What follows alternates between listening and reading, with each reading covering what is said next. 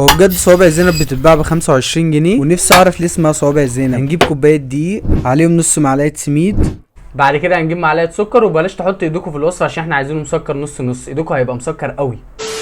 عليهم معلقه نشا ومعلقه لبن بودره وربع معلقه خميره ورشه ملح وكيس فانيليا، وهنقلبهم كده حوالي مش اكتر لحد ما يتجانسوا مع بعض. بعد كده نجيب معلقتين سمنه وهنسيحهم. واهم حاجه ما تنسوش تصلوا على النبي وتدعوا لاخواتنا. وهنفضل نقلب كده فيهم لحد ما يتلموا معاك، وهننزل بتلت كوبايه ميه بس بالتدريج، ونفضل نلم فيها لحد ما تبقى عجينه، وتغطيها وتسيبها 5 دقايق، وهنقسمها نصين ونفردها كده بالشكل ده، نقطعها قطع متساويه. بعد كده هتجيب مصفى، وخليك سريع جدا في المرحله دي. يا حبيبي سريع بس وحياتك.